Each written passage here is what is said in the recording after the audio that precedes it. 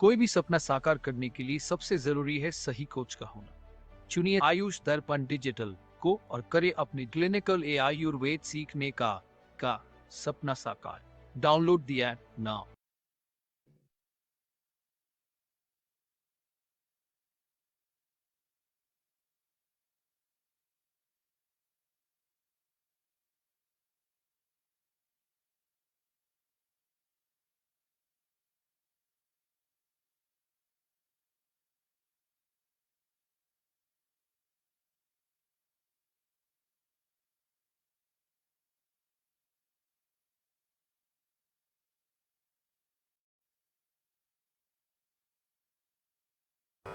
नमामि धन्वन्तरिमादिदेवं सुरासुरैर्वन्दितपादपद्मं लोके जरारुभयमृत्युनाशं दातारमीशं विविधौषधीनां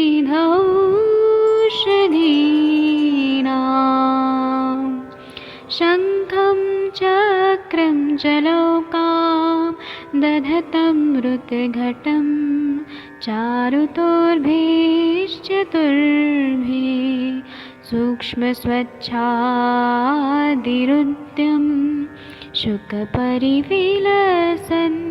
मौलिमं भोजनेत्रम् कालाम्बोदोज्ज्वलाङ्गं कटितटविलसत् चारुपीताम्बराढ्यं वन्दे धन्वन्तरिन्तं निखिलगदमिव प्रौढदावाग्निनीलम्।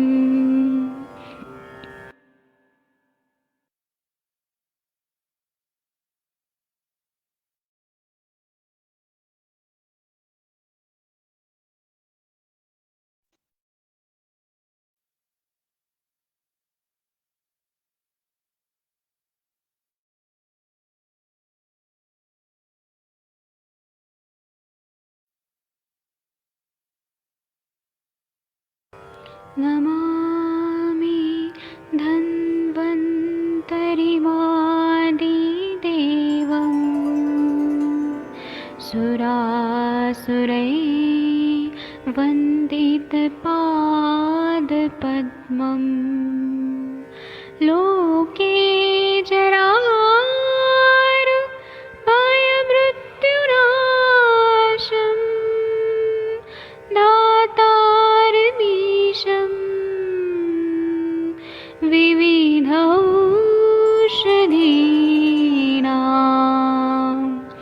शङ्खं चक्रं जलौकां दधतं मृतघटं चारुतोर्भिश्चतुर्भिः सूक्ष्मस्वच्छादिरुद्यं शुकपरिविलसन् मौलिमं भोजनेत्रम् कालाम्बोदोज्ज्वलाङ्गं कटितटविलसत्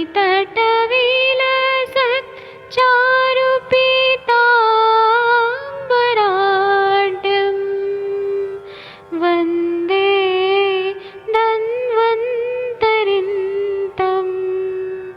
निखिलगदमिव प्रौढदावाग्निनीलम्।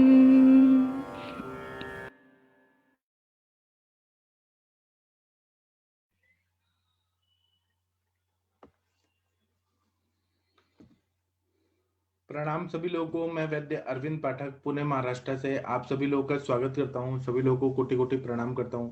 अभी हम लोग माधव निदान पढ़ेंगे, तो माधव निदान का मैं बुक यहाँ पर शेयर कर रहा हूँ। 1 मिनट रुक जाइए। आज पासवर्ड आईडी चेंज हो गया है, तो जो लोग फेसबुक पे देख रहे हैं और जो हमारे मेंबर हैं ग्रुप के, वो लोग देखिए एक बार ग्रुप में, तो पासवर्ड और आईडी चेंज हो चुका है। 1 मिनट बस रुक जाइए, मैं लेके आ रहा हूँ। आज बहुत सारे लोग ना एग्जाम देने जा रहे हैं, एंट्रेंस, एमडी एंट्रेंस। तो उन सभी लोग को बधाई हो, जो लोग मतलब बाद में भी हमारे सेशन देखते हैं, तो शाम तक देख लेंगे, एग्जाम दे के आएंगे। तो सभी लोगों को एमडी एंट्रेंस के लिए बहुत बहुत शुभकामनाएं। सभी का हो जाएगा, इसीलिए प्रेजेंस ऑफ माइंड रख के, दिमाग शांत रख के पेपर सॉल्व हो जाए तो हो जाएगा। इतना टफ नहीं होता है। मैं 1 मिनट ये लेके आ रहा हूँ यहाँ पर।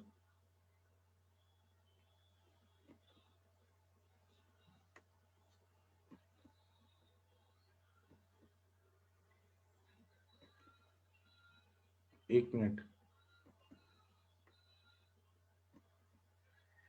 ये वातज, पित्तज, कफज और सन्निपातज हो गया था।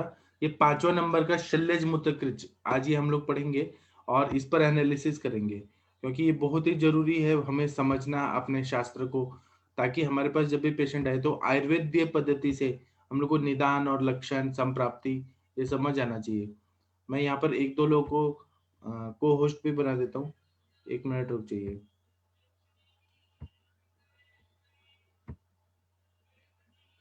एक मिनट। हाँ, आपके स्क्रीन पे ये 5वां नंबर का श्लोक दिख रहा है, आप लोग देखिए, मैं पढ़ रहा हूँ।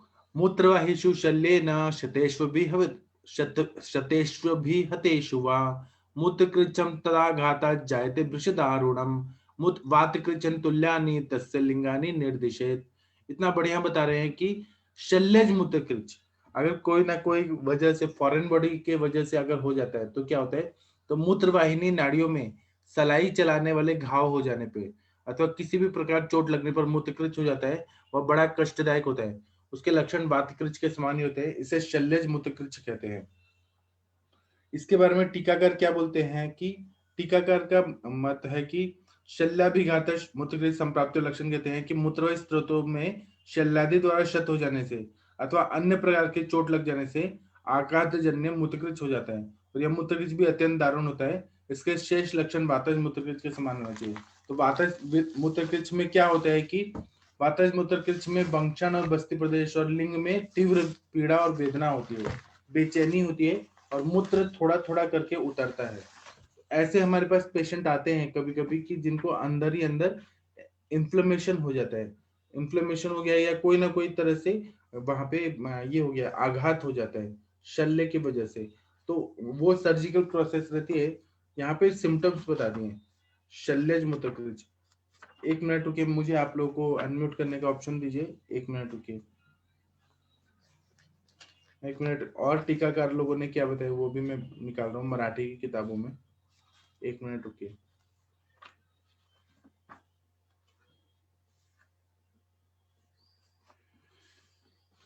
इसमें मूत्र प्रवृत्ति सरक्त होकर अल्प होती है, ऐसे एक टिपिकल सिम्टम टीकाकार लोगों ने बताया है। 1 मिनट, अनम्यूट करने का ऑप्शन मैं दे रहा हूँ।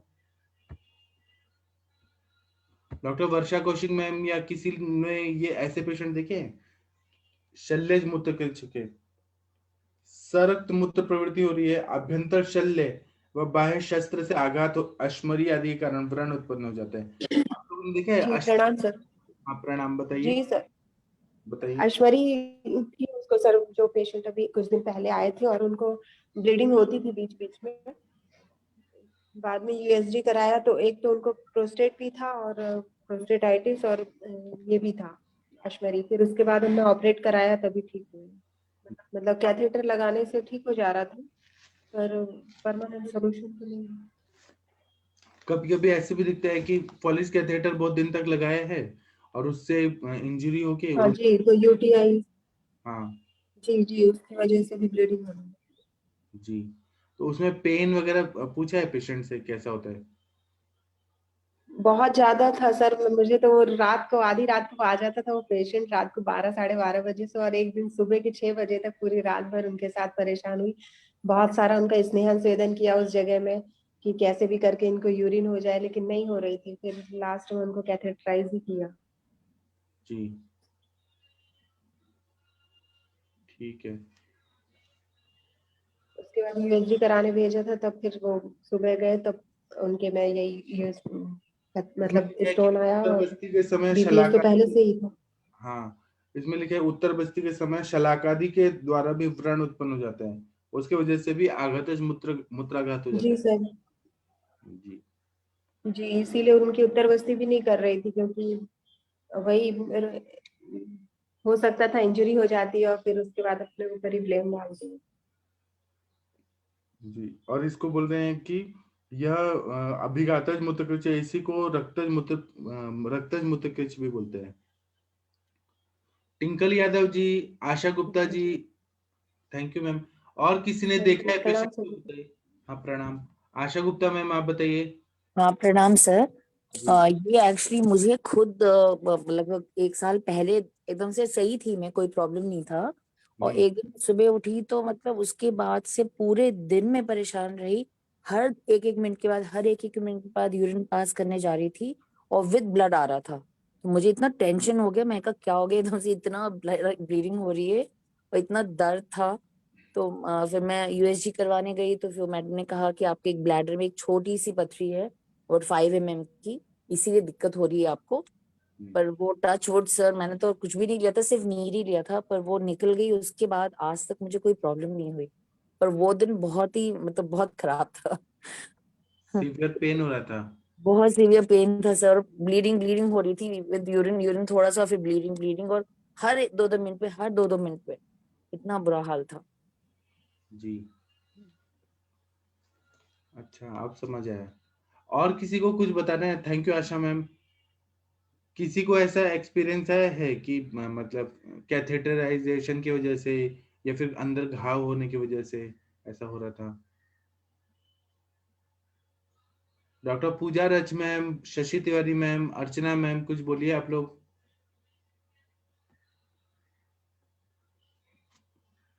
किसी ने आसपास पेशेंट देखा हो तो कुछ बताइए। सर आसपास तो नहीं, जैसे रिनल कैल्कुलस वगैरह का ऑपरेशन होता है तो पेशेंट को एक परमानेंट तो कैथेटर डाल ही दिया जाता है। और उसमें भी कई बार होता है, और एक आध बार एक गायनी का कोई केस था, उसको मैं देखने गई थी, तो मतलब पोस्ट ऑपरेटेड था, तो उसके केस में भी था, पेशेंट ला नहीं सकते थे, तो मुझे जा करके ही उनको डिकेथराइज करना था। तो वैसे केसेस में भी देखा है पेशेंट को एक पेन वगैरह सारी चीजें बनी रहती हैं। या कई बार होता है कुछ लोग को, जैसे 60-70 ईयर्स की लेडी हो जाती है, हमारे यहाँ नर्स थी, उनके साथ प्रॉब्लम थी कि उनको हमेशा, पहले तब मुझे आयुर्वेद का उतना नहीं पता था, तो उनको प्रॉब्लम थी यूरिन का कि रुकता था, तो उनको कई दिनों पर, मतलब 2-4 दिन 10 दिन पर एक बार वो कैथेटराइज कराती ही थी। तो वैसे सारे केसेस में या होता है कहीं पर फ्रिक्वेंट कैथेटर यूज हो रहा है किसी भी वजह से, तो वहां पर इन्फेक्शन होने के चांसेस, ब्लीडिंग, पेन, ये सारी चीजें रहते हैं। इसलिए होता है कि जितना आप नेचुरल तरीके से चीजें ठीक कर सको ज्यादा बेटर है, क्योंकि कैथेटर भी एक इन्फेक्शन का सोर्स होता है। चाहे जितना आप स्टरलाइजेशन करके वो करके काम करिए, पर प्रॉब्लम होने के वो होते हैं। तो कई सारे लोग को इस तरह की प्रॉब्लम आती है जो बोलते हैं कि हाँ ब्लीडिंग हुआ, तो इस तरह का मतलब यूरिनेशन के वक्त में ब्लीडिंग हुई, तो कोई कैथेटर की वजह से भी इंजरी होती है, अगर कैथेटर को सही से नहीं डाला जाए तो ये प्रॉब्लम तो होती है सर। जी जी सर, थैंक यू मैम। और कमल शेलके मैम, आपने ऐसे पेशेंट देखे हैं? हाँ देखे हैं सर, देखे आप हैं बताइए कैसे सिम्टम्स होते हैं? सर। लेकिन वो मॉडर्न मेडिसिन में जब मैं इंटर्नशिप में थी तब देखा था, क्योंकि पेशेंट का तो रिटेंशन ऑफ यूरिन था, और उस टाइम पे हम कैथेटर डालने जाते हैं तो फोर्सफुली लगवाया जाता है, और उसके कारण इंजर्ड होता है और हिमेचुरिया होने के चांसेस रहते हैं। कभी कभार पेशेंट ऐसे दिक्कत आता है कि बर्निंग सेंसेशन हो रहा है, और हम बोलते हैं कि चलो हम रिटेंशन यूरिन को निकलना के लिए, लेकिन वो पसल्स हो, इन्फेक्शन हो, सिस्टाइटिस के पेशेंट में भी बहुत है सर ऐसे रहता है, और पेशेंट को दर्द बहुत रहता है सर, और यूरिनेशन कभी कभार सर पेशेंट स्टेरॉइड पे रहता है ना, तो उस पेशेंट को भी लॉन्ग ड्यूरेशन, मानो कि अस्थमेटिक पेशेंट हो या अपना जो पेन किलर लेता है, उसके बावजूद भी उसको हिमेचुरिया होता है। ऐसे पेशेंट मैंने देखे हैं सर। जी और सिम्टम्स में सर मूत्रकृच्छ जैसा है, दाह, बर्निंग सेंसेशन, और फ्रीक्वेंसी ज्यादा रहती है, अर्जेंसी ज्यादा रहती है, लेकिन जो क्वांटिटी ऑफ यूरिन होता है ना वो बहुत कम रहता है सर। पेशेंट का यही कंप्लेंट है कि मैं इतना जल्दी होता है, मैं जाती हूँ लेकिन उसके बावजूद भी बूंद बूंद ही आता है और पेन्स ऊपर तक चले जाते हैं। वो बोलते हैं कि अम्बिलिकस की तरह इतना पेन बढ़ा रहता है और फिर ठंडा होता है, लेकिन यूरिनेशन के पहले ही उनको पेन बहुत रहता है और वो माइल्ड पेन रहता है। और जब सर स्कैन हम करते हैं ना तो उसमें सिस्टाइटिस क्लिनिकली कभी दिखाते नहीं। वो बोलते कि मेसेंट्रिक लिम्फ नोड एनलार्जमेंट कितना साइज है उतना, और एक रीनल कैल्कुलाई और कॉर्टिकल सिस्ट भी कहीं कहीं जगह पे पेशेंट को डेवलप होने के चांसेस भी रहते हैं सर किडनी में। तो ये जो मुझे लगता है सर अपानवायु तो हुआ है, लेकिन उसको साथ वो मेद धातु की भी वहां से थोड़ा सा विकृति डेवलप होती है। कभी कभार सिस्ट जो रहती है वो बड़े साइज की रहती है, कभी कभार कम साइज की रहती है। लेकिन इसमें सर हम उत्तर बस्ती और पेशेंट का पहले ग्रहण ही अच्छा करना चाहिए।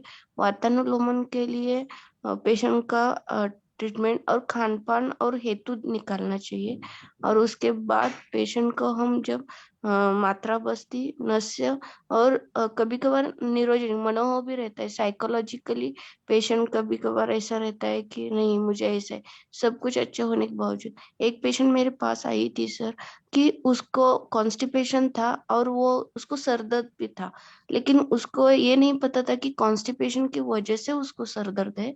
तो वो हर टाइम पे पैरासीटामोल निमोसुलाइड ऐसे गोली लेती थी, और वो बर्निंग सेंसेशन करके जब मेरे पास आई थी तो मैंने देखा तो उसको हाइड्रोनेफ्रोसिस भी हुआ था और सिस्टाइटिस भी डेवलप हुआ था।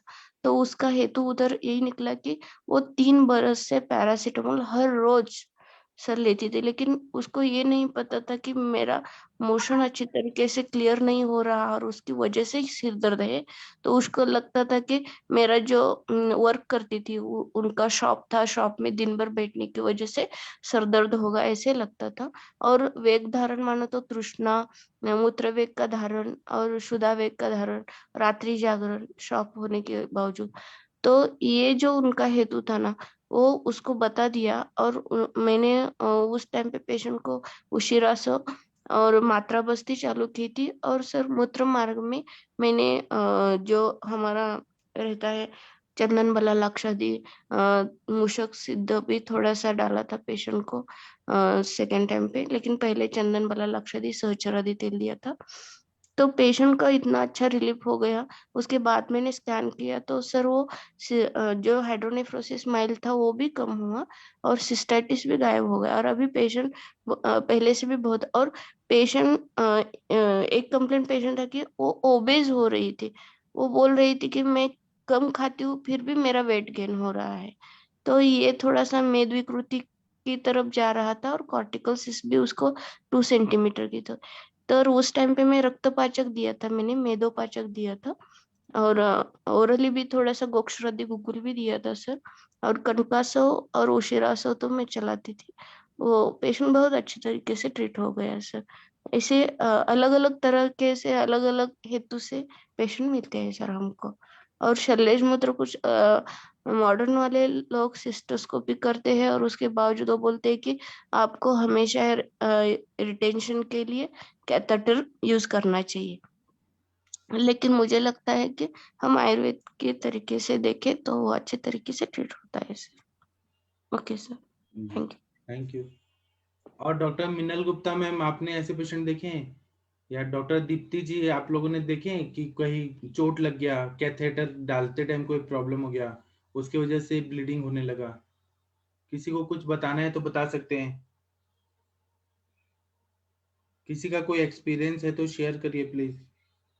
इसमें ऐसा बताया है कि अभिघातज मूत्रकृत जब होता है, शल्यज मूत्रकृत होता है, तो उसमें वातज और पित्तज मूत्रकृत जैसे उपचार प्रमुखता से करने होते हैं। बस्ती प्रदेश में स्थानिक स्नेहन स्वेदन उपयुक्त होता है, और आमलकी स्वरस, लौ भस्म, चंद्रप्रभा आदि प्रधान उपयुक्त कल्प हैं। और पथ्यापथ्य में बताया है कि जीर्ण शाली चावल, मुद्गयुष, परवल, फिर उसके बाद में कुष्मांड, खरजूर, मनुक्का, नारियल पानी, आमलकी, मीठा ताजा तक्र, गोदुग्ध, गोघृत, गो का दधी, जांगल मांस, विविध फल रस, नींबू का शरबत विशेष पथ्यकर होता है।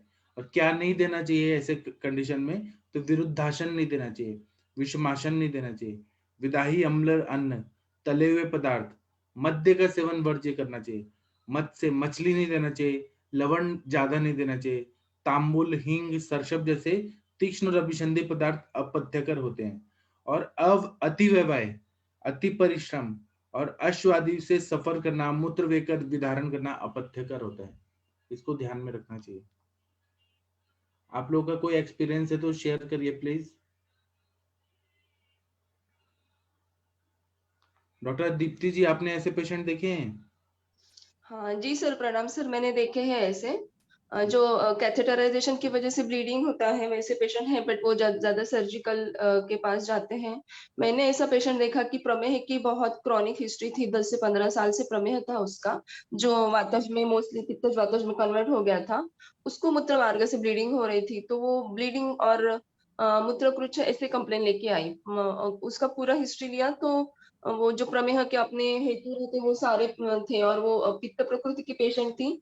मैंने पित्तज प्रमेह ऐसे डायग्नोज किया था, और उसको कोई रक्त स्तंभक ऐसी दवाई नहीं दी थी उसको।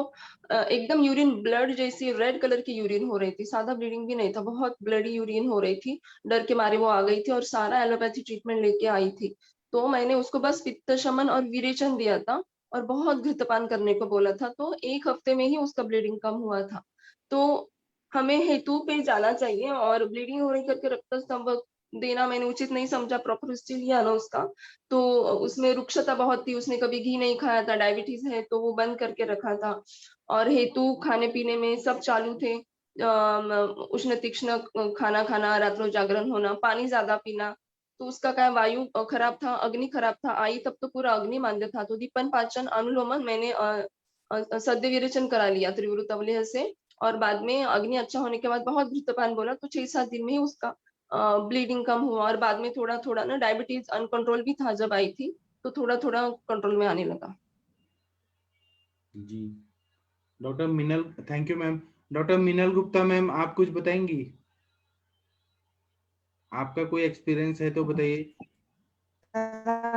सर हाँ जी मैम, बताइए। प्रणाम।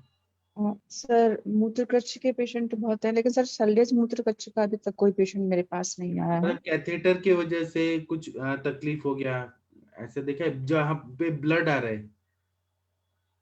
हाँ सर, ये पेशेंट वो होते हैं जो किसी कारण से अगर उनको एडमिट किया जाता है, किसी कारण से अगर हॉस्पिटल एडमिट होते हैं वो, और उनको बहुत लंबे समय तक अगर कैथेटर रहता है, तो वो जो ट्रैक है वहां पर इन्फेक्शन होने का और वहां पर इंजरी होने के कारण वो जो है मूत्र में थोड़ा ब्लड आना शुरू हो जाता है। इस तरह के पेशेंटों का जो ये वर्णन किया हुआ है इसमें यहाँ पर, सर अभी तक मेरे टच में ऐसा कोई पेशेंट नहीं आ पाया है। इतने पेशेंट मैंने देखे, मैंने आपको पहले भी हमने डिस्कस किया था, तो वातज, पित्तज और इवन सन्निपातज के जो रहते हैं, जिनमें कुछ लक्षण काफी कुछ मिक्स होते हैं, कि उनको मूत्र मार्ग से मतलब झागदार यूरिन भी हो रहा है और पस सेल्स भी आ रहे हैं, इकोलाई बैक्टीरियाज भी थे।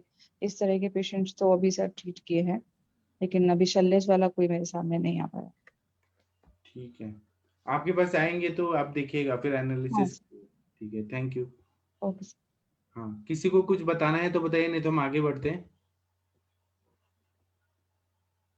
बॉयज में से डॉक्टर गुरप्रीत कौर मैम, आपने ऐसे देखे हैं क्या?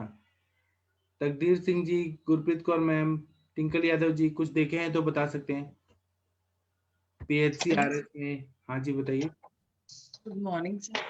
गुड मॉर्निंग मैम, बताइए। सर एक्चुअली आते हैं ऐसे पेशेंट, तो मूत्रकृच्छ मेरे पास जो पेशेंट आए हैं वो मोस्टली सर स्टोन के कारण आए हैं, जो उनके यूरेटर में, यूरिन पाइपलाइन में अगर स्टोन थोड़ा सा मतलब ऑब्स्ट्रक्ट किया हुआ है, तो उसका जब हम टेस्ट करवाते हैं तो यूरिन में RBCs आते हैं, वो उसकी वजह से आए हैं। अदरवाइज सर वैसे मूत्राघात या मूत्रकृच्छ के वैसे नहीं आए। तो आपने डिफरेंशियल डायग्नोसिस कैसे किया कि ये स्टोन की वजह से है? क्या किया और क्या सर सिम्पटम्स आ रहे थे? सर पेशेंट अल्ट्रासाउंड तो सर लेके ही आता है सर। फिर उसके बाद जब होता है कि हाँ यूरेटर में या उसमें स्टोन आ रहा है, तो सर फिर जब उसका यूरिन कंप्लीट करवा के देखते हैं तो उसमें सर आरबीसीज आते हैं अच्छा। नॉर्मली। तो फिर उसकी वजह से उसको मतलब यूरिनेशन में भी प्रॉब्लम होती है और पेन भी होती है और थोड़ा यूरिन जो है वो उसकी ऑब्स्ट्रक्शन भी होती है। जी हाँ जी सर। ठीक है। आपके अब स्क्रीन पे आ रहे पुरीशज और अश्मरीज मूत्रकृच। ये भी इंपॉर्टेंट है कि मल वेग का अवरोध किया तो उसके वजह से होता है मूत्रकृच्छता, या फिर अश्मरी की वजह से मूत्रकृच्छता होता है। तो ये दोनों कंडीशन देखिए, इसमें ऐसा बता रहे हैं कि शक्रितस्तु प्रतिघातात् वायु वेगुणता गतः आधमानं वातशूलं च मूत्र संगम करोति च अश्मरी हेतुम तत्पूर्वम मूत्रकृच्छ मुदाहरेत। मतलब मल का वेग रोकने से वायु कुपित हो जाता है, तब पेट फूलता है, पेट में वातशूल होता है, मूत्र में रुकावट हो जाती है। तो यहाँ पे बहुत सारे लोग को ऐसे आदत रहती है कि आईटी सेक्टर में काम कर रहे हैं, कहीं ट्रैवलिंग करने का काम है, तो फिर बहुत ज्यादा वेग को अवरोध करते हैं, उसके वजह से मूत्रकृच्छता हो जाती है।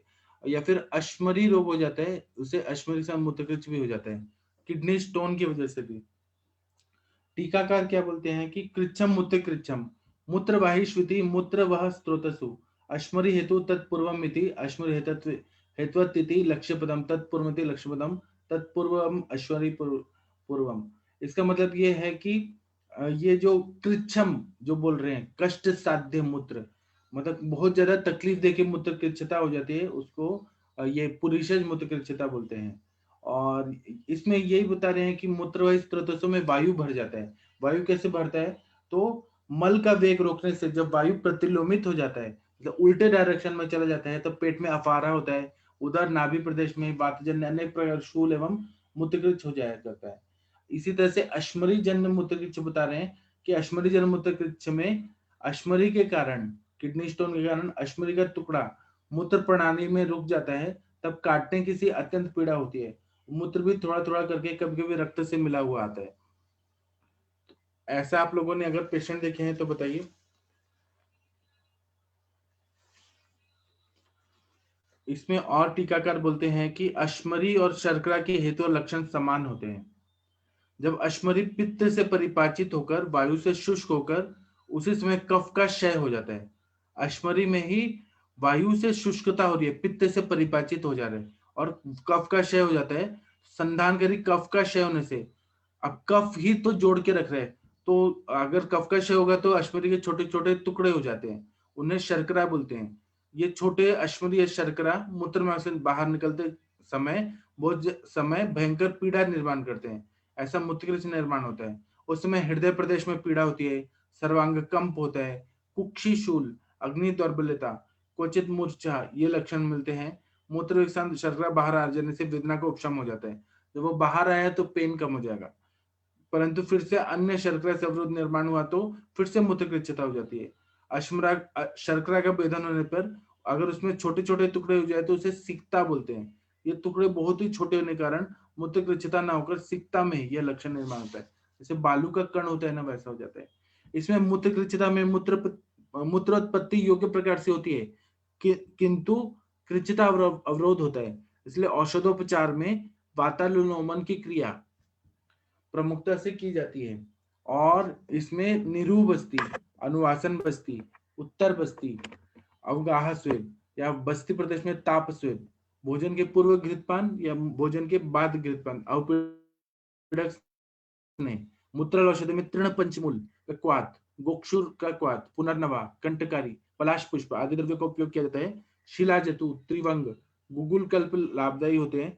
चंदन, कमल, उशेर, मुस्ता, परपटक, प्रवाल, मौक्तिक, कामदुधा आदि शीतवीर्य औषधियों का प्रयोग किया जाता है। बद्री पाषाण या दगड़ी बोर की पिष्टी मूत्रकृच्छ में व्याधि प्रतिनिधि समझकर उपयुक्त है। उपयोग के लिए धनिया जीरा का पानी और तंडुलोदक अधिक लाभदायी है। औषधि कल्पों में गोक्षुर आदि गुग्गुल, चंद्रप्रभा, चंदन आदि चूर्ण, और पुरीशज है तो वायु का अनुलोमन करना है, उसमें बस्ती का उपयोग रहता है। अनुवासन बस्ती, निरू बस्ती, उत्तर बस्ती, त्रिफला गुग्गुल, तृण पंचमूल क्वाथ, पुनर्नवासव, पुनर्नवादी क्वाथ, चंदनासव, उशिरासव, इनका प्रमुखता से उपयोग किया जाता है। डॉक्टर दीप्ति जी, आप कुछ बोलना चाहती हैं? जी सर। जी ये मूत्र वैसे कुक्षी ये की जो वजह से संप्राप्ति है ना, ये हाँ, 1 मिनट वंदना मैम, दीप्ति मैम को कंप्लीट करने दीजिए। हाँ दीप्ति मैम बोलिए। ये अश्मरी की वजह से ब्लीडिंग और मूत्रकृच्छ ना बहुत होता है।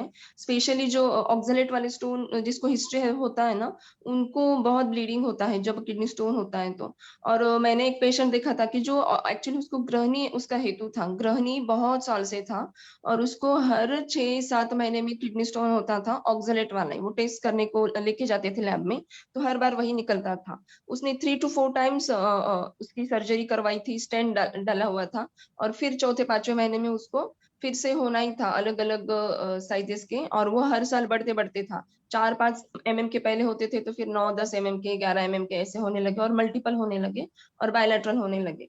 तो फिर जब तक उसकी ग्रहणी ठीक नहीं हुई तब तक ये सिलसिला उसका कम नहीं हुआ। और जब ये ब्लीडिंग आता था, तो अभी जो आपने दवाइयां बताई है वो बहुत अच्छी काम करती हैं।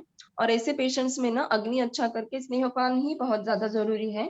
पीडक स्नेहपान भी चाहिए और मात्रा बस्ती भी चाहिए, तो ब्लीडिंग भी कम होता है, स्टोन भी निकल जाता है, पेन भी कम होता है, और रिकरेंस रेट भी कम होता है।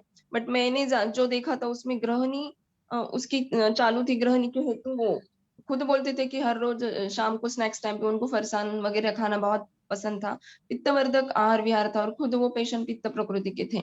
और ये ग्रहणी होके उनका सीमेन एनालिसिस किया तो उसपे भी थोड़ा सा प्रॉब्लम आना चालू हो गया था। तो उनका मज्जावह और शुक्रवह स्त्रोत सब दूषित हो गया था। तो उनका ग्रहणी ठीक किया तो अपने आप उनका किडनी स्टोन भी अच्छा हो गया, सीमेन काउंट भी अच्छा आ गया, और वो वाइफ उनकी प्रेग्नेंट भी कर ली।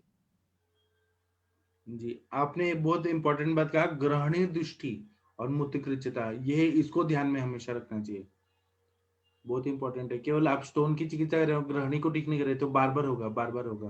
हाँ सर, उसकी वजह से रिकरेंस उसको कम से कम 10-15 साल से, उम्र ही उसकी 30 साल थी, फिर भी वो 15-16 साल से परेशान थे। ग्रहण ही ठीक नहीं कर रहे थे उसके कोई, और ओनली सर्जरी करना तो रिकरेंस प्रिवेंट नहीं करेगा। रिकरेंस हो रहा था, हेतु भी किसी ने बताया नहीं है। और घृतपान वगैरह ये कंसेप्ट उनको पता ही नहीं था। अवपीडक घृतपान ही मैंने बोला, वो बहुत अच्छे से करने लगे ना, उनको बहुत रिलीफ हुआ। 10 mm के स्टोन भी बहुत पेनलेसली निकल गए अच्छे से, और ब्लीडिंग नहीं हुआ। घृतपान जितना चालू था तो ऑक्सैलेट्स का स्टोन होने के बावजूद ब्लीडिंग नहीं हुआ उनको। पेन हल्का फुल्का जब वो किडनी से बाहर आता है तब हल्का फुल्का होता है। बस्ती मैंने बोल के रखा था, उससे भी बहुत इजीली उनका निकल गया वो स्टोन। जी, आपने बहुत अच्छा बताया। और ग्रहणी के लिए क्या दिया आपने? ग्रहणी के लिए वही सर, कामधुदा रस, आवेचा योग जो हम देते हैं, कभी कभी प्रमाण पंचामृत, कभी कभी शंखवटी ना, ऐसा बदल बदल के दिया उनको। बिल्वा वलेह भी दिया कभी कभी। घृतपान करेंगे ना, धीरे धीरे ग्रहणी स्ट्रांग होते जाता है, अग्नि अच्छा रहेगा तो। जी ठीक है, बहुत अच्छा बताया आपने मैम। अभी वंदना मैम, आप कुछ बोलना चाहती थी? डॉक्टर वंदना पाठक मैडम जी। मैं वही कह रही थी कि जो इसकी संपत्ति है ना, जो ये विभिन्न दोषों से शुष्कता उत्पन्न होती है, तो वो जो इसकी संप्राप्ति है, तो कैसे उसका फॉर्मेशन होता है दोषों के कारण, थोड़ा सा एकदम अच्छे से एलैबोरेट करके समझा दीजिए। इसमें ऐसे बोल रहे हैं ना कि जैसे अश्मरी मूत्रकृच्छता है, तो अश्मरी जो है पित्त से परिपाचित होकर वायु से शुष्क हो जाती है, और कफ का क्षय होता है। कफ क्या करता है? शरीर में संघात करता है, कफ का क्षय हो जाता है। संधानकारी कफ का क्षय होने से अश्मरी के छोटे छोटे टुकड़े हो जाते हैं, और इसकी वजह से शर्करा बन के वो आने लगता है। आप ये पूछ रही हैं क्या? अगर आप मूत्रकृच्छता पूछ रही हैं? नहीं ये तो समझ में आ गई। एक नहीं एक अश्मरी कैसे टूट गई, वो तो आपने बताया कि कफ का जो है क्षय हुआ और वो अश्मरी छोटी छोटी टूट गई टुकड़ों में। और उसका जो निर्माण है, अश्मरी बनी क्यों, वो घनता आ गई तो वो घनता आई क्यों, किस तरह दोषों ने वो उसको मैं बताता हूँ। पहले घन करके सुखाया वो। हाँ, पहले मूत्रकृच्छता को समझ लेते हैं। मैं अश्मरी का भी बता रहा हूँ आपको। इसमें पहले मूत्रकृच्छता क्यों हो रही है, तो इसमें बोल रहे हैं कि स्व कारण से त्रिदोष की दृष्टि होती है, और तीनों दोष प्रकोपित अगर बस्ती में प्रवेशित होते हैं, आप बस्ती में प्रवेशित होंगे तो वायु का रुक्ष गुण बढ़ेगा, परुष गुण, खर गुण बढ़ेगा, तो मूत्र मार्ग में संकोच होगा, स्त्रोतरोध होगा, शोभ होगा, इन्फ्लेमेशन हो जाएगा, और बस्ती स्थान में शोथ होगा। मूत्र प्रवृत्ति के समय वेदना, कष्ट होगा, और ये मूत्र कष्टता होना, यही मूत्रकृच्छता है। या मूत्र स्त्रोतों में अपान वायु की दृष्टि ज्यादा होती है, मूत्र व स्रोतस में संग होता है, अपान दृष्टि अधिक होने पे वात और पुरुष का भी अवरोध होता है और इससे एक तरह से मूत्रकृच्छता आ जाती है। अब हम आते हैं इसमें अश्मरी में कि अश्मरी क्यों होती है, जो आपका मेन प्रश्न है उस पे आते हैं। तो अश्मरी का भी जो है संप्राप्ति, ऐसे बोल रहे हैं कि वायु का प्रकोप होता है, मिथ्याहार विहार करने से वायु का प्रकोप हो जाता है, वायु जो है बस्तीगत हो जाता है और वहां पे शुक्र मूत्र पित्त और कफ की दृष्टि हो जाती है और वहां पे शुष्कता आ जाती है बहुत ज्यादा, और जो भी भाव पदार्थ हैं उससे अश्मरी उत्पन्न हो जाती है। मूत्र वेग का धारण करना भी एक कारण होता है, बस्ती में मूत्र की अधिक काल तक संचिति हो जाती है और मूत्र की तरलता कम होकर घनता अधिक बढ़ जाती है और वह अश्मरी में कन्वर्ट हो जाती है। मतलब एक तरह से विकृत मूत्र ही जो है वो जब सॉलिडिफिकेशन हो जाता है, शुष्क हो जाता है, वही अश्मरी में कन्वर्ट हो जाता है। इसमें ऐसे बोल रहे हैं कि बस वायु बस्तीगत हो जाता है, शुक्र मूत्र पित्त और कफ इनकी दृष्टि करके उसमें शुष्कता उत्पन्न करता है और क्रमशः धीरे धीरे अश्मरी की उत्पत्ति होने लगती है। गाय का पित्ताशय में जिस प्रकार पित्त शुष्क होने से गोरोचन उत्पन्न होता है, उसी प्रकार यहाँ अश्मरी निर्माण होती है। सभी प्रकार की अश्मरियां त्रिदोषजन्य होती है, किंतु दोषल वर्णता के अनुसार उनको वातज पित्तज कफज आदि प्रकार किए जाते हैं। मूत्र की तरलता कम होकर घनता अधिक बढ़ जाती है, यह संप्राप्ति के प्रमुख घटना है, ऐसा कहते हैं। मूत्र वेग का धारण करना, बस्ती में मूत्र अधिक काल तक संचित होने से अश्मरी उत्पन्न हो जाती है। सभी अश्मरी में त्रिदोष होते हैं, लेकिन कफ का प्राधान्यता रहता है। कफ पित्त का स्वरूप प्राकृतिक अवस्था में पूरी तरह से घन न होते हुए वह घन अश्मरी जैसे प्राप्त होती है, यह प्रश्न उठता है। इसका निराकरण सुश्रुत ने 2 उदाहरण देकर किया है। वह कहते हैं कि नया मटका लेते हैं, नया घट लेते हैं और उसमें कितना भी साफ पानी भर दिया, कुछ समय के बाद उसके तल में मिट्टी इकट्ठा होती है, वैसे अश्मरी के बारे में कहा जाता है।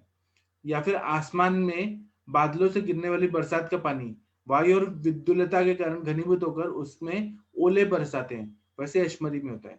ओले बरसना क्या होता है, आसमान से तो पानी गिर रहा है लेकिन वायु और विद्युलता के कारण घनीभूत होकर ओले बरसाते हैं, वैसे अश्मरी के बारे में बताया है। और इसमें हेतु एक और बताया कि संशोधन न करना, यह भी एक हेतु है। नित्य अपथ्य का सेवन करना, लोग रात को खाना खाते हैं और बाहर का मैदा का चीज खाते हैं, कचर बचर खाते रहते हैं, शुद्धि नहीं करते हैं, उनको अश्मरी ज्यादा होती है। दूसरा ऐसा है कि यह वायु प्रकोपित होके कफ को और पित्त को ले जाकर वहां पे मतलब मूत्र को ही विकृत करके सुखा देते हैं और वही अश्मरी में कन्वर्ट हो जाता है। एलोपैथी में इसको क्या बोलते हैं कि कैल्शियम ऑक्सिलेट ये हो जाता है, फॉस्फेट, कैल्शियम फॉस्फेट के रूप में बन जाता है। ठीक है। डॉक्टर गीता पटेल मैम, आप कुछ बोलना चाहती हैं? Doctor Geeta ma'am. हाँ सर, मेरा एक पेशेंट जो है, पुराना स्टाफ है पंचकर्मा का, उसको अभी मूत्रास्मरी है। वो सिस्ट के रूप में पहले था, अब 12 से 8 हो गया 15 दिन की दवाई में, पर पेन कम नहीं हो रहा है, यूरेटर में है एंड पे। हाँ, आप कनकासव और दशमूलारिश दीजिए, वो अभी प्रभात जी को दिया था ना हमने। हाँ मैम, इसमें बस्ती दे दीजिए, बहुत सिंपली कैस्टर ऑयल की दे दीजिए, आप मात्रा बस्ती दे दीजिए। तो साथ में जो ये वैद जी बता रहे हैं, कनकासव डायलेट कर देगा जो भी यूरेटर्स वगैरह जहाँ वो फंसी होगी, और जो मात्रा बस्ती है उससे स्नेहन होगा, तो निकलने में भी बहुत आराम आएगा। उसको मैम का म्यूट हो गया। हाँ वंदना मैम जी। और हाइड्रोनेफ्रोसिस भी है जी वैद जी। हाइड्रोनेफ्रोसिस तो हो गई ना, अगर कोई रुक गया है, ऑब्स्ट्रक्शन है तो वो तो बोला उसको, यूरिन भर जाएगा तो हाइड्रोनेफ्रोसिस हो गई। हाँ, दोपहर के बाद मूत्रकुत्ता होती है, सुबह कुछ प्रॉब्लम नहीं होती। और पुनः नवा और क्रस्ट वगैरह तो चला है। हाँ ओके, इतना कर देती है। Thank you. Thank you. अभी डॉक्टर कंचन मैम कुछ बोलना चाहती हैं, मुंबई की डॉक्टर कंचन मैम, आप पढ़ रही हैं, हमें मालूम आपका एग्जाम बहुत बढ़िया होने वाला है, दही और गुड़ खा के जाइएगा, तैयार हो बढ़िया से एग्जाम लिख के आइए। तो सभी 15 मिनट में निकलना था सर, अंदर ऐसे बेचैनी हो रही थी, मैंने बोला चलो आपको सुन लूं थोड़ा। हाँ, कोई बेचैनी वाली क्या बात है, एग्जाम तो है। आपकी बेटी ने एमबीबीएस का एग्जाम एंट्रेंस किया, आप तो ये तो एमडी का है, तो सिंपल है। जी सर, ट्राई करूंगी मैं पूरा। आप दे दीजिए, एमडी में एडमिशन हो जाए, फिर वंदना मैम भी अगला साल देंगी, मिनल मैम भी देंगी, सब लोग बेस्ट देंगे। Of luck ma'am. Thank you ma'am. All the best. Thank you ma'am. कुछ बोलिए। All the best ma'am. Thank you so much. आप सेलेक्ट हो हाँ एक्चुअली वो थोड़ा सा मुझे थोड़ा सा ऐसे लग रहा जरूर। था अभी घबराहट जैसे। हाँ, तो मुझे लगा कि आप लोगों के साथ जुड़ जाओ तो थोड़ा अच्छा अब लगेगा, और ज्यादा अच्छा मत पढ़ाई लगता है करिए, हमेशा। अब ना दिमाग शांत नहीं रखिए। सर, अब हाँ जी सर, अभी बंद कर दिया सब, अभी बस 15 मिनट में निकलना है यहाँ से। और अंदर ही ना है ना, कोई सेंटर थोड़ा दूर सॉन्ग है। सुनिए, कोई लता मंगेशकर का गाना सुनिए, दिमाग शांत रखिए और जाके हंसते हंसते एग्जाम देके आइए, बहुत मजा आएगा। जी सर, जी ठीक है sir. All the best ma'am, all the best. All the best ma'am. और शशि तिवारी मैम, आप कुछ बोल दीजिए मैम को, कॉन्फिडेंस बूस्ट अप कर दीजिए कोई लोग।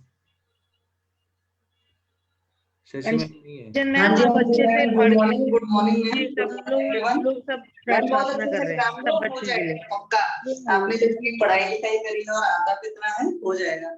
एग्जाम देने एग्जाम जो देना है ना, वो सबसे बड़ी चीज होती है, क्योंकि Thank पता चलता है फिर क्या है।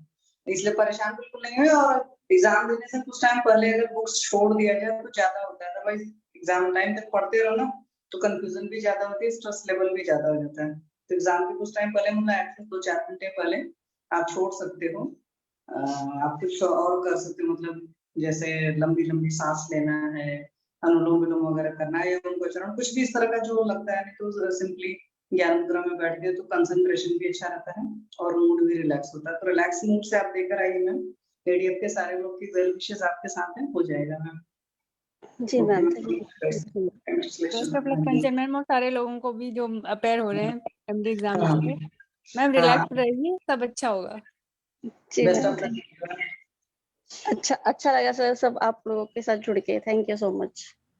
मैं निकलती हूँ अभी थोड़ी देर में। हाँ आप निकलिए और खुश रहिए, हंसते हंसते जाइए, हंसते हंसते आइए, और ना सोच सोच के करेक्ट आंसर को ही टिक करना है, जो नहीं आ रहा वो छोड़ दीजिएगा। जी सर। जी all the best ma'am. Kanchan ma'am all the best, बहुत अच्छा होने वाला है। अब देखिए अंजना मैम भी आ गई, अंजना मैम ने आपको सपोर्ट कर दिया, अब तो अच्छा ही होने वाला है। बहुत अच्छा होगा आपका। सभी लोग जो भी एग्जाम देने जा रहे हैं सभी लोग बहुत कॉन्फिडेंस से देंगे, उनको बहुत कुछ आता है, सब लोग अच्छे से देंगे। बस केवल एक बार प्रभु का नाम ले लीजिए, अपने इष्ट देव का नाम ले लीजिए और घर से निकलिए। All the best, all the best सभी लोग। Thank you so much ma'am. Sir मैं लीव करती हूँ अभी। हाँ ठीक जी है, सर। अच्छे से जाइए, ध्यान से। यस। वैजी दही गुड़ का इम्पोर्टेंस जल्दी से बता दीजिए। दही गुड़ जो होता है वो मंगलकारी होता है, शुभकारी होता है, और दही गुड़ खाने से ना माइंड बहुत तेज काम करता है। अंजना मैम वो आप किस कुछ तरह बताइए। मतलब? वो मन को आह्लादित करता है, दही और गुड़ मीठा होता है। जनरली सबको दही और शक्कर ही खिलाते हुए देखा है अभी तक। हाँ वो हमारे इसमें बोला है वाग्भट में कि घर से बाहर निकलते टाइम दही और गुड़ और शुभकारी चीजों को लेके बाहर निकले। कहीं ना कहीं मन पे काम करता है, ये स्ट्रेस लेवल को कम करता है। और वेज जी मैंने देखा है कि बिल्कुल चटाया जाता है, मतलब ऐसे नहीं कटोरा भर के दे दिया खा के चलेगा, तो थोड़ा सा बस हल्का सा एक बार केवल मुंह में खिलाया जाता है और वो निकल जाते हैं। तो इसका कुछ क्या इम्पोर्टेंस होता होगा, अगर कोई बताएगा तो अच्छा लगेगा। कोई बताना चाहता है तो बताइए। अंजना मैम आप दही गुड़ का कुछ महत्व बताइए। जी सर। चलिए सर, ये तो हम अभी से नहीं बचपन से सुनते ही आ रहे हैं, और मुझे लगता है हमारे जो और भी शास्त्र हैं, सनातन धर्म से संबंधित जितने भी शास्त्र वेद वगैरह हैं, कहीं ना कहीं इसके बारे में बहुत अच्छे से बताया होगा। जैसे आप मैम कह रहे हो ना चटाते हैं, हम लोग तो जनरली नहीं कहते, घर से बाहर लोग निकलते हैं तभी भी बोलते हैं, दही का नाम तभी भी लोग लेते हैं। समटाइम्स ऐसी कंडीशंस होती हैं कि आप कुछ कर नहीं पाते, लेकिन तभी भी लोग कहते हैं ना दही गुड़ ले जाइए, दही गुड़ याद करिए, दही गुड़ खा जाइए। तो केवल नाम मात्र से ही देखिए कहीं ना कहीं मतलब एक माइंड को, जो जैसे मैडम ने कहा मुझे बहुत घबराहट हो रही थी, मैं आपके साथ मिली तो मुझे थोड़ा लगा कि मुझे आपके साथ जुड़ना चाहिए। तो एक यही होता है कि जो मन जो होता है वो थोड़ा शांत होता है, और मन को कुछ अपनापन लगता है, मन को खुशी होती है।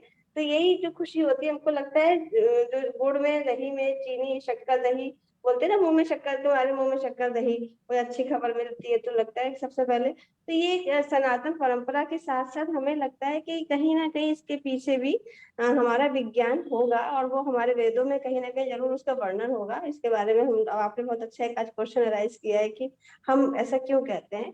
लेकिन अभी हम लोग कल दही के बारे में बहुत चीजें पढ़ ही रहे थे, और शुक्ला मैडम ने बहुत अच्छे से उसके बारे में पूरा बताया भी था। उसमें भी अगर आप देखिए तो उसका जो गुण होता है, जैसे हम उसको मान लेते हैं कि दही अभिसंधि होता है, लेकिन अगर हमें जैसे इस समय क्या फीलिंग होती है, इस समय हम जहाँ देख रहे हैं, जैसे अभी कंचन मैम के ऊपर अगर आप उनकी जो मनोस्थिति उसको अगर आप स्टडी करोगे तो कहीं ना कहीं वात का प्रकोप हुआ ही है वहां पे।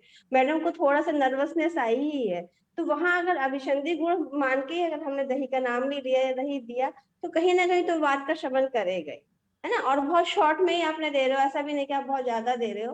तो जो चीज जब हम बहुत घबराहट में होते हैं, हम लोग बहुत नर्वसनेस में होते हैं, तो अगर हमें कुछ गुरुता मिलेगी या कुछ हमको लगेगा कि नहीं, तो वो नेचुरल सी बात है कि कहीं ना कहीं वो शमन करेगा। और थोड़ा दही देने से अभिसंधि गुण थोड़ा ना बढ़ेगा। जी दही सर, वो केवल उसका केवल उसमें पृथ्वी पृथ्वी जो हमारा महाभूत जहाँ मान लेते हैं, तो वो कहीं ना कहीं हमको गुरुता प्रदान करेगा, मतलब हमें कॉन्फिडेंस लेवल हमारा बढ़ाएगा। और शुगर का मतलब ये है कि वो तो अगर बॉडी में जाती है तो वो तो नेचुरल सी बात है कि वो ग्लाइकोजन लेवल हमारे बॉडी को थोड़ा सा भी हम लेंगे तो वो तुरंत एब्जॉर्ब होती है और हमारा कॉन्फिडेंस जो है वो बढ़ाती ही है। तो यहाँ केवल मैं बहुत छोटा सा बता रही हूँ, मतलब 0.001% बता रही हूँ, लेकिन अगर मैं स्टडी कर जाएगी तो मुझे मन लगता है का कि बहुत बेचैनी अच्छा कम कर मिलेगा। प्रसन्न कर जी देता है। मन जी को सर, जी प्रसन्न सर। करने के लिए दही गुड़ देते हैं, मन को खुश कर देता है। बाकी मतलब वही मैम जो आप भी मैम बता बताइए, आप कुछ रही है समझ कि रहे हो। जैसे नर्वसनेस हो रही है, जी नहीं वही जो मुझे ऐसे ही लग रहा था कि वात का जैसे ये पैल्पिटेशन होने लग जाती है या घबराहट होने लगती है, तो छोटी मात्रा में उसको देने से वात का शमन भी होता है, और साथ में कहीं ना कहीं जो दही के जो और अन्य गुण हैं उससे हमारा जो पेट में जो फ्लोटर्स वगैरह वो सब होने लगते हैं, वो भी शांत होते होंगे। और बहुत थोड़ी मात्रा में जो हम जैसे पंचामृत बनाते हैं तो एकदम उसको चटाते ही हैं, तो वो हम लोगों को बारीक हुई चीजों से भी मतलब बचाव करता है, जैसे कोई भी इन्फेक्शन वगैरह से। थोड़ी उसमें मधुर भी हो गया इसमें, और थोड़ा सा अम्ल भी आ गया, तो ये सारा जो दोष है हमारे उनको बैलेंस कर देता होगा। हम इसीलिए शायद इसको देते होंगे, ऐसा मुझे लग रहा था। तो मुझे लगा कि पूछूं, क्योंकि ये परंपरा बहुत पुरानी है, ऐसे क्यों होता होगा, अगर हम तो लोग ना सबके मैम व्यूज। दही और जैसे दही के जितने गुण दिए हैं, है ना, एक हम उस पे लिखेंगे पेपर पे, और उसके बाद उसके गुणों का जो इफेक्ट आएगा हमारी बॉडी पर, है ना, अगर हम उसको एनालिसिस करेंगे जी तो हमें मैम, बहुत दही अच्छा भी रिजल्ट मैम और मिलेगा। गुड़ भी, जी दोनों का, दही दोनों और का। गुड़ दोनों हाँ से लिखिए मैम, ये फिर उसके बाद समझ के जी उसको और अच्छे से हाँ, बनाते ये हैं। एक ठीक है होमवर्क है सबके लिए, इसे किया जाएगा। हाँ, जी सब लोग जी को होमवर्क है। जी जी मैम, हाँ, माधुरी मैम, जी Minal ji Gupta ma'am. Ma'am, Shashi ma'am, आप लोग, शशि मैम तो बहुत अंजना अच्छी कहेंगी। अंजना मैम बिल्कुल जैसे मतलब एकेडमिशियन होता है ना, उसी तरह मैम बोलते थे सबका होमवर्क है, इस पे विचार विमर्श किया जाए और सब ले लेकर आएंगे कि सबने क्या समझा। बहुत अच्छा लगा, थैंक एक अच्छी चीज निकल के आएगी मैम बाहर ना, अच्छे सबके हाँ, विचार आएंगे तो शशि अच्छी मैम चीज। तो आज जरूर ढूंढेंगी। शशि मैम तो भैषज रत्नावली सब पढ़ लेती हैं, प्रकाश सब। शशि अच्छी मैम बात आपका है। होमवर्क है। जी सर, सब लोग लेके आए तो मजा आएगा। शशि मैम, सबसे पहले शशि मैम ही बताएंगी। शशि मैम रियली पढ़ाई में बहुत आगे रहती है, ये बहुत अच्छी बात है, उनका प्रेजेंटेशन भी अच्छा रहता है। मैम मैं वाइजैक में हूँ, तो यहाँ पर सिर्फ मैं सांकृत्य लेकर आई हूँ। मैं एस्ट्रोलॉजी के हिसाब से कह सकती हूँ कि जो दही होता है, दही एक्चुअल में चंद्रमा को रिप्रेजेंट करता है, मूड मतलब मन को रिप्रेजेंट करता है, और गुड़ जो है एनर्जी तो है ही, और जितना मुझे लग रहा है सूर्य को रिप्रेजेंट करता है। तो जब ये दोनों चीजें अच्छे से मिलती हैं तो आपका मन और आत्मा स्थिर रहेगा, तो उसका मैम बहुत अच्छा बृहस्पति को करता है मैम। जी सर, बृहस्पति को करता है मैम, और चंद्रमा और बृहस्पति जब इकट्ठे हम करके खाते हैं तो वो गजकेसरी योग होता है, तो वो आदमी को किसी भी काम में सफलता देता है, इसलिए खाते हैं। और अगर एस्ट्रोलॉजी की और ज्यादा बात पूरा करें तो बोल दीजिए, पूरा बोल दीजिए मैम ये दही पूरा बोल दीजिए शशि मैम, और अपना मिला के। हाँ सर बोलिए। मैम चंद्रमा जो होता है मैम वो दही रिप्रेजेंट करता है, और गुड़ जो होता है वो बृहस्पति को रिप्रेजेंट करता है। और दोनों जब हम कुंडली आयुर्वेद एस्ट्रोलॉजी में कहते हैं कि दोनों इकट्ठे हों किसी की कुंडली में, तो वो गज केसरी योग होता है। गज केसरी योग होता है वो बहुत ही शुभ माना जाता है। तो हम आर्टिफिशियली हम खुद वो कॉम्बिनेशन बनाकर आदमी को खिलाते हैं ताकि वो आदमी के साथ शुभ हो। वाह, थैंक यू। एस्ट्रोलॉजिकली हम लोग को समझ में आया ये बात। हम लोगों ने और दोस्तों दूसरा ये में होता साथ है कि समझा और मैम समझेंगे। चंद्रमा जो हमारा मन होता है तो उसे स्टेबल करने के लिए बृहस्पति की जरूरत पड़ती है, क्योंकि बृहस्पति हमें मेंटल पीस देता है। तो वो दोनों इस तरह से काम करता है।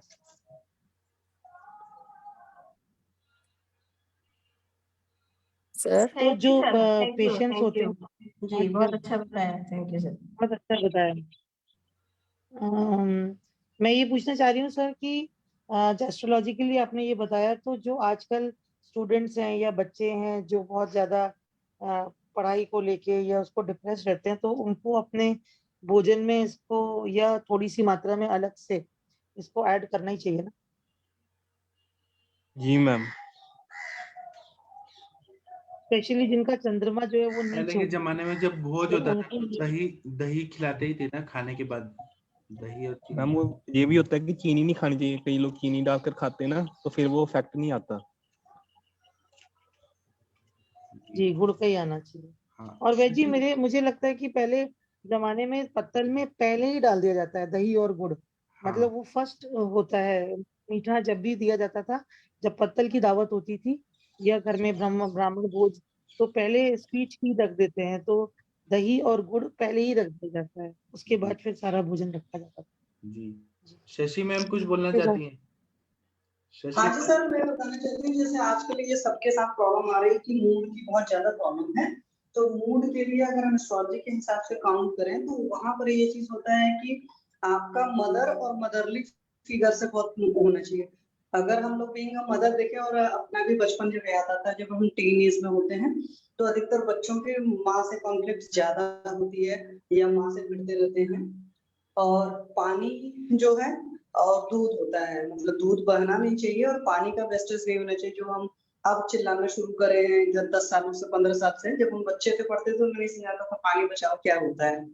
तो वाटर कंजर्वेशन की जो बात कर रहे हैं, तो हमारे सिस्टम में मतलब जो हमारा सनातन धर्म है, क्योंकि सनातन धर्म एस्ट्रोलॉजी में मतलब सनातन धर्म में एस्ट्रोलॉजी मिली हुई है, तो वहां पर आप देखिए बचपन से होता था कि बाटली से पैर नहीं धोना है, अशुभ होता है। वो सिर्फ इसलिए कहते थे कि वाटर वेस्टेज नहीं होना चाहिए। तो अगर आप पानी का कंजर्वेशन सही करते हो, पानी आपके घर में वेस्ट नहीं होता, टंकियां उनकी साफ रहती है, मतलब हाइजीन पॉइंट ऑफ व्यू से भी देखेंगे। एंड मदर फिगर का रिस्पेक्ट करोगे दिल से, बाहर से नहीं। बहुत सारे लोग बाहर से रिस्पेक्ट करते हैं, दिल से नहीं रिस्पेक्ट करते हैं। तो आपका मन जो है हमेशा शांत रहेगा, क्योंकि चंद्रमा मन हो जाता है। तो जितना बढ़िया मन अच्छा रहेगा, मजबूत रहेगा, तो आप किसी भी काम को करेंगे तो प्रॉब्लम नहीं आएगी। और आजकल के बच्चे देखिए किसी चीज की कोई कदर नहीं करते हैं। और चंद्रमा आपका लिक्विड कैश भी होता है, तो जहां पर भी ये सारी चीजें होती हैं, मतलब सिंपल सा बात है, आपको अपने रिश्तों का सम्मान करना आना चाहिए। एस्ट्रोलॉजी सिर्फ यही करती है, अपने हर रिश्ते का दिल से इज्जत करिए, आपके सारे ग्रह नक्षत्र सही रहेंगे। ये चीजें सर, तो ये मैंने मन को लेकर कहा कि कुछ मैम आपकी आवाज मुझे कट कर आ रही है। पैर धोने का क्या बताया? हाँ जी मैम, क्या मैम जो पूछा आपने? आप पैर धोने का क्या बता रही थी?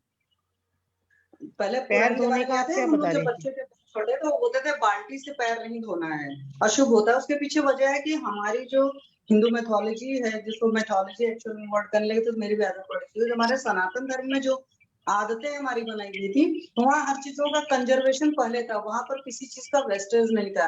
आज मतलब गवर्नमेंट को या हम लोग को हर किसी को ध्यान देना पड़ता है ना, पानी का वेस्टेज ना हो। जो उनके जीने खाने के तरीके थे, जैसे मैं एक बार मेरे फादर इन लॉ ने बोला कि पुराने टाइम में सोचना ही नहीं पड़ता था, क्योंकि आप बहुत पहले सोचो जब डिटर्जेंट वगैरह का आविष्कार नहीं था, तो अगर मान लो बर्तन भी धुल रहे हो तो राख से धुल रहे हो, मतलब वो पांच भौतिक वाली चीज है, वो जब पानी में जाएगी भी तो पानी को उस तरीके से गंदा नहीं करेगी जिस तरीके से हमारे डिटर्जेंट और हार्पिक और लिक्विड और ये सारी चीजें परेशान करती हैं। तो जो तरीका था हमारा मतलब रहने खाने पीने का, उसमें वेस्टेज ही बहुत कम जनरेट होती थी। ये जो आजकल होता नहीं कि कार्बन इतना ज्यादा बढ़ गया है, तो ये सारी चीजों का मॉडर्न लाइफस्टाइल का, हालांकि हम लोग भी जीते हैं उसी तरीके से, हर इंसान इस्तेमाल कर रहा है, लेकिन वो तरीके इसी वजह से बने थे कि पानी की बिल्कुल वेस्टेज नहीं होनी चाहिए। अगर आप देखो दूध के साथ में क्या करते थे, लोग भगोने को या जिसमें पतीले में दूध उबालते थे उसको भी धो करके पीते थे।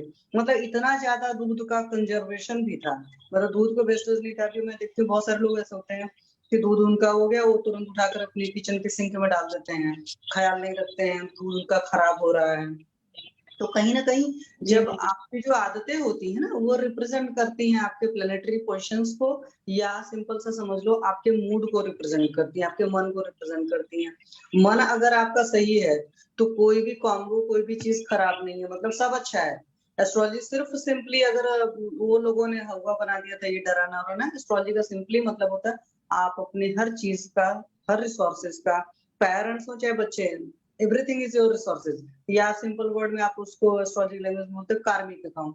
हर किसी को आप सही रखिए, हर किसी के साथ आप अच्छे से पेश आइए, अपनी तरफ से पूरी कोशिश करो, चीजें ठीक होना शुरू हो जाती है। थोड़ा सा धैर्य भले लगता है बट हो जाती है। हमारे पास वो धैर्य नहीं होता है, वो अलग बात है।